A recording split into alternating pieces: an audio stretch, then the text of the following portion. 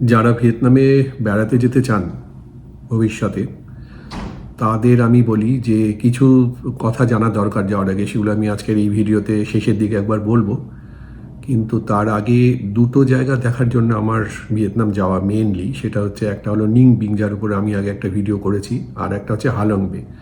এটাতে আমি হালং বে সম্পর্কে একটু কিছু বলতে চাই, আর তারপরে সেই তথ্যগুলো দেব। আর শপিং করা, যেটা নাকি সব থেকে বেশি মানুষ জানতে চান, সেটা নিয়ে একটু একটু কথা বলবো।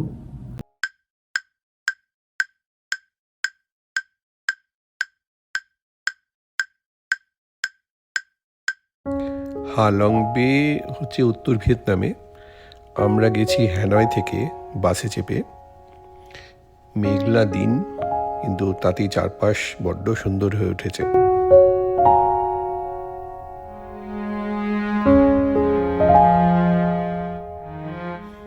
ডিস্টেন্স প্রায় 150 কিলোমিটার। মাঝপথে এরা নামিয়েছে আমাদের এক জায়গায়, যেখানে মুক্তোর চাষ কী করে হয় তা দেখানোর জন্য। জ্যান্ত অয়েস্টারের মধ্যে, মানে সেগুলোকে খুলে তার মধ্যে কিছু ক্যাটালিস্ট ঢুকিয়ে তারপরে সেটা আবার একটা কেজের মধ্যে বা খাঁচার মধ্যে ভরে সেগুলো সমুদ্রের জলে দিয়ে দেয়। তারপরে বছর দুয়েক পরে তার মধ্যে আবার নতুন করে মুক্তো তৈরি হয়।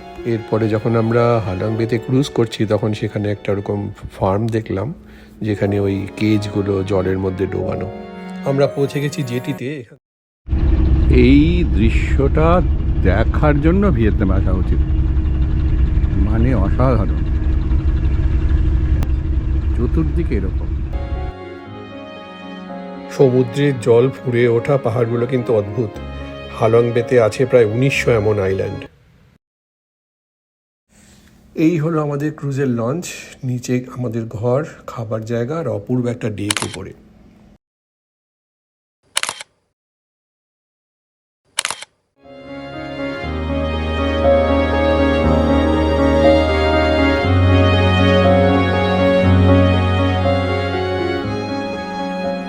ঘরের জানলা দিয়ে অপরূপ দৃশ্য, স্নান করার জায়গা থেকেও সেই।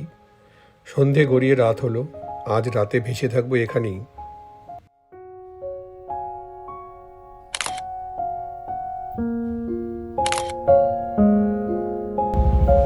হালং বেতে আমাদের দ্বিতীয় দিন আজকে।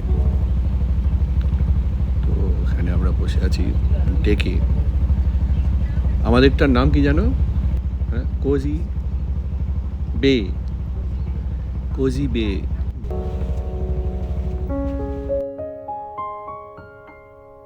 একটু আগে যেরকম বলেছিলাম, পার্ল কালচারের ফার্ম, সেটা এখান থেকে দেখা যাচ্ছে ওই সামনে।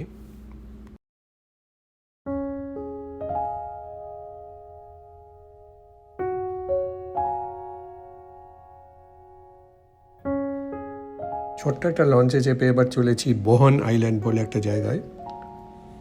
মাইথোলজির গল্প হলো এই যে ড্রাগন মায়েরা উপর থেকে এই ভিয়েতনামীদের রক্ষা করার জন্য থুথু করে কিছু একটা ফেলেছিলেন, আর সেই দিয়ে এই পাহাড়গুলো তৈরি হলো। আর তার ফলে শত্রুরা একেবারে কিছুতেই এখানে এসে পৌঁছতে পারত না।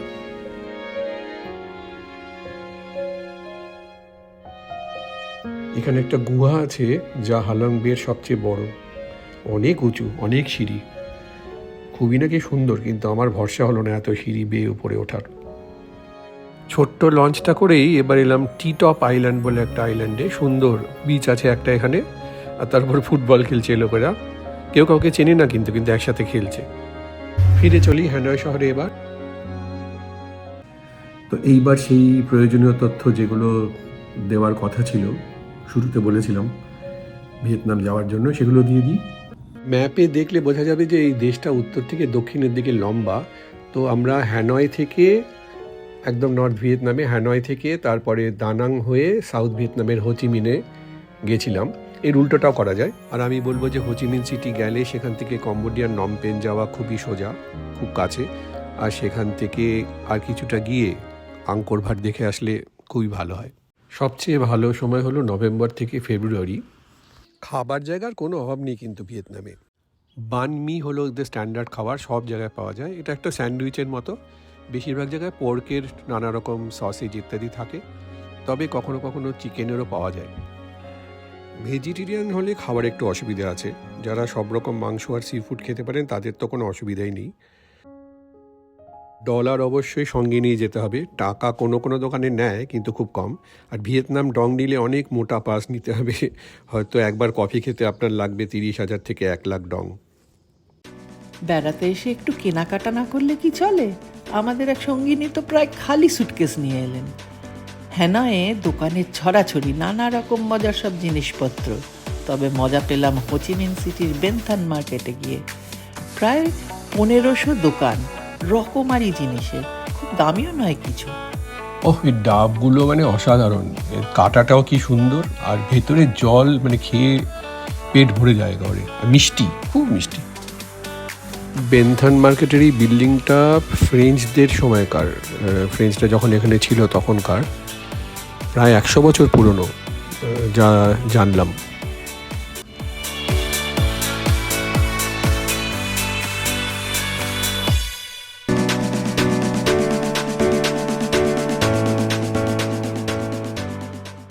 রোগা পাতলা মেয়েরা সুন্দর একটা পোশাক পরে থাকে, যার নাম আওদাই। নানা রঙের, নানা ডিজাইনের। ট্র্যাডিশনাল এই পোশাকের উপর নাকি একটু ফ্রেঞ্চ ইনফ্লুয়েন্সও আছে। আর অনেক রকম কাপড়, জামা বানানো, তাও দেখলাম অনেক। আর এদের হাতের কাজ বা এমব্রয়ডারি, সেও বড় সুন্দর। এদের হ্যান্ডিক্রাফটের কাজ কিন্তু অসাধারণ, দোকানেরও কোনো অভাব নেই। অল্প দামি হোক বা বেশি দামি হোক, হ্যান্ডিক্রাফটের অনেক জিনিস কেনা যায়।